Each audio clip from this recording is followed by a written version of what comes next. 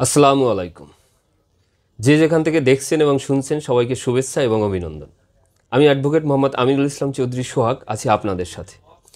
সুপ্রিয় শ্রোতা, জমি থেকে বেদখল হলে অথবা বেদখল হওয়ার জন্য হুমকি দিলে, অর্থাৎ বেদখল করার জন্য হুমকি দিলে, অথবা দীর্ঘদিন ধরে আপনি বেদখল আছেন, আপনার দখল উদ্ধার করতে পারতেছেন না, অথবা আপনার সদ্য ক্রয়কৃত সম্পত্তিতে আপনাকে দখল বুঝিয়ে দিচ্ছে না, অথবা এরকমও হতে পারে যে আপনি একসময় দখলে ছিলেন, তারপর এখন আপনাকে দখলচ্যুত করা হয়েছে, অর্থাৎ আপনি এখন দখলে নেই। এই সকল সমস্যার ক্ষেত্রে আমরা অনেক আইনে শরণাপন্ন হই, যার ভিতরে 144 এবং 145 ধারা সিআরপিসির, এরপরে নতুন ভূমি আইনের 7 এবং 8 ধারা, অর্থাৎ ভূমি অপরাধ প্রতিরোধ এবং প্রতিকার আইনের 7 এবং 8 ধারা। এছাড়া আমরা দখল উচ্ছেদের জন্য দেওয়ানি আদালতে আমরা মামলা করে থাকি। অর্থাৎ এই যে আইনগুলোর কথা বললাম এবং এই যে পন্থাগুলোর কথা আমি বললাম, এই পন্থাগুলো মূলত কখন কিভাবে প্রয়োগ করা যায় এবং কখন প্রয়োগ করব এবং কোন ধরনের আমরা সমাধা পাব, এই সম্পর্কে মূলত আজকে বিস্তারিত এই ভিডিওতে আলোচনা করার চেষ্টা করব। আশা করি সবাই সাথে থাকবেন। যারা এখনও এই চ্যানেলটি সাবস্ক্রাইব করেননি, দয়া করে চ্যানেলটি সাবস্ক্রাইব করে দিবেন এবং ভিডিওটি ভালো লাগলে অবশ্যই লাইক, কমেন্ট, শেয়ার করবেন।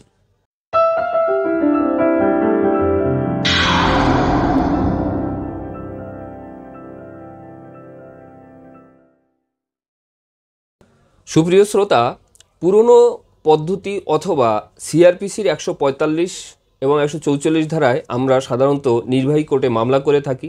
যখন কোনো ব্যক্তি আমাদেরকে বৈধ সম্পত্তি থেকে উচ্ছেদ করার জন্য অথবা ওই সম্পত্তি তার দখলে নেওয়ার জন্য যদি হুমকি ধামকি দিয়ে থাকে, অথবা আমাদেরকে যদি শারীরিকভাবেও কোনো অ্যাসাল্ট করার পায়তারা করে থাকে অথবা করে থাকে, তাহলে আমরা সাধারণত পুরনো যে পদ্ধতি অর্থাৎ সিআরপিসির 145 ধারা আমরা মামলা করি নির্বাহী আদালতে। এই যে নির্বাহী আদালতে যে আমরা মামলাটা করি, এর সুবিধাটা কি? এর সুবিধা হলো তাৎক্ষণিকভাবে আমরা ওখানে একটা স্ট্যাটাস কো পাই, অর্থাৎ স্থিতি অবস্থা বজায় রাখার জন্য একটা আদেশ পাই এবং সেই আদেশ অনুযায়ী একটা নোটিশ জারি হয়, যার ফলে যারা এই ধরনের কর্মকাণ্ডে লিপ্ত তারা আর এই কাজগুলো করতে পারে না।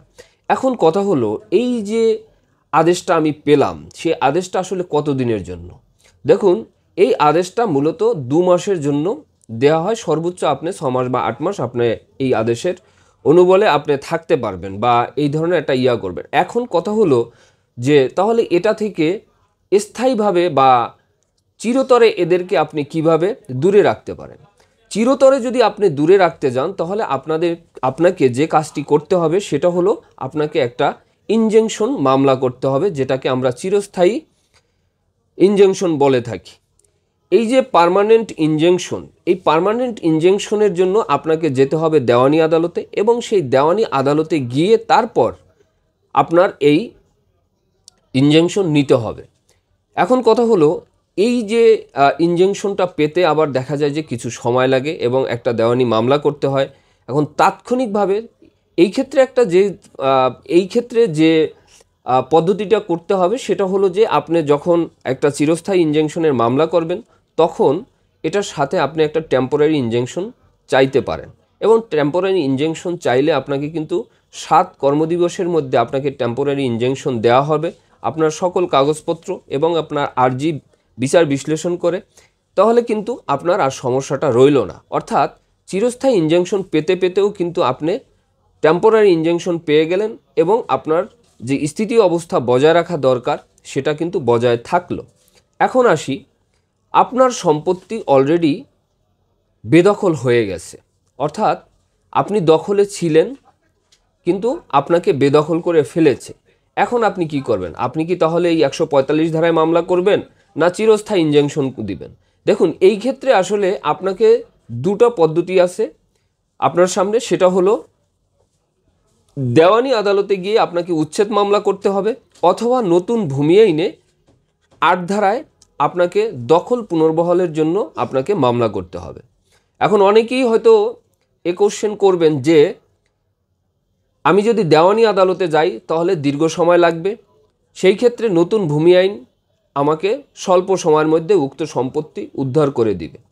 এখন দেখুন, এই দুইটি আইনের ভিতরে আবার কিছু ব্যাপার আছে।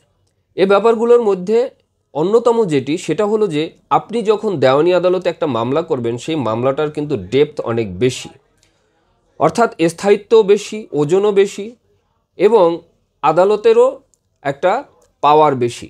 সেই ক্ষেত্রে আপনি যে এই যে উচ্ছেদ মামলাটা, এই মামলার অনুবলে যদি আপনি কোনো আদেশ পান অথবা আপনি যদি কোনো ডিগ্রি পান, সেইটার ক্ষেত্রে কিন্তু আপনার পরবর্তী স্টেপে যাওয়া বা যে কোনো একটা পদক্ষেপের ক্ষেত্রে আপনার একটা এক্সট্রা বেনিফিট আপনার দিবে।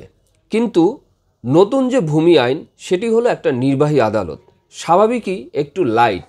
সেই ক্ষেত্রে আপনি এখান থেকে রেমেডি পেলেও দেখা যাবে যে আপনার এই যে আদেশটা, সেটা কার্যকর করতে গিয়ে আপনাকে সেই থানা পুলিশ করতে হবে অথবা সেই যে নির্বাহী ম্যাজিস্ট্রেট তার মাধ্যমে এটাকে আপনার ইমপ্লিমেন্টেশন করতে হবে। তা সেইটা করতে গেলে দেখা যাবে যে আপনার দেওয়ানি আদালতের যে প্রক্রিয়া, সেটা থেকে একটু ভিন্ন। আর এই ভিন্নতার কারণে অনেক সময় দেখা যায় যে অনেক গোলযোগের সৃষ্টি হয়। এখন কথা হলো, তারপরও এখানে একটা ব্যাপার থেকে যায়, সেটা হলো এই যে যদি আপনারা নতুন ভূমি আইনে যদি আপনারা মামলাটা করেন, তাহলে আপনারা দ্রুত সমাধানটা পাবেন। কারণ এই আইনে বলা আছে যে 90 দিনের ভিতরে আপনাদেরকে এই সমাধান দেওয়া হবে। এখন যদিও এই 90 দিন আসলে 90 দিনের ভিতরে কি হবে না আরও একটু সময় যাবে, সেটা এখনই বলা যাচ্ছে না, কারণ সবেমাত্র নতুন এই মামলা নেওয়া শুরু হয়েছে। সুতরাং সকালবেলাই বলা যাবে না যে বিকেলবেলা আসলে আকাশের অবস্থা কীরকম থাকবে। সুতরাং আমাদেরকে এজন্য একটু অপেক্ষা করতে হবে এবং সেই ব্যাপারগুলো আমাদেরকে তর্জমা করতে হবে, তারপর আমাদেরকে একটা ডিসিশনে আসতে হবে। সুপ্রিয় শ্রোতা, তাহলে এখন একটা সামারিতে আসা যাক। আসলে আমরা কোন ধারায় কোন মামলাটা করব এবং কোন প্রেক্ষাপটে কোন মামলাটা হবে।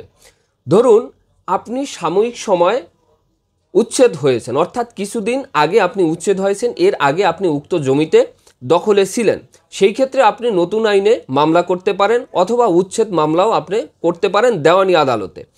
আর যদি আপনার কাগজপত্র সব ঠিক থাকে, আপনি জমিতে ভোগ দখলেও আসেন, কিন্তু কোনো এক অজানা কারণে বা যে কোনোভাবে আপনার ওই জমি অন্য একজন হাতিয়ে নেওয়ার পায়তারা করতেছে অথবা আপনাকে উচ্ছেদের ভয়ভীতি দেখাইতেছে, সেই ক্ষেত্রে আপনি 145 ধারায় তাৎক্ষণিকভাবে আপনি মামলা করতে পারেন অথবা আপনি দেওয়ানি আদালতে গিয়ে আপনি চিরস্থায়ী ইনজাংশনের আপনি মামলা করতে পারেন। অর্থাৎ আপনাকে যদি আপনার ন্যায্য ভূমি থেকে কেউ উৎখাত করার চেষ্টা করে অথবা উৎখাত করার ভয়ভীতি দেখায় অথবা আপনার উপর এরকম কোনো দুই একবার হামলা হয়ে থাকে, তাহলে সেই ক্ষেত্রে আপনারা দেওয়ানি আদালতেও যেতে পারেন। এখন এই ক্ষেত্রে আপনার প্রাথমিক যে করণীয়, সেটা হলো নিকটস্থ থানায় আপনি একটা জিডি করবেন এবং সেই জিডিটা নিয়ে আপনি দেওয়ানি একজন অ্যাডভোকেটের সাথে দেখা করবেন, অর্থাৎ যারা দেওয়ানি মামলা করে এরকম একজন লয়ারের শরণাপন্ন হবেন,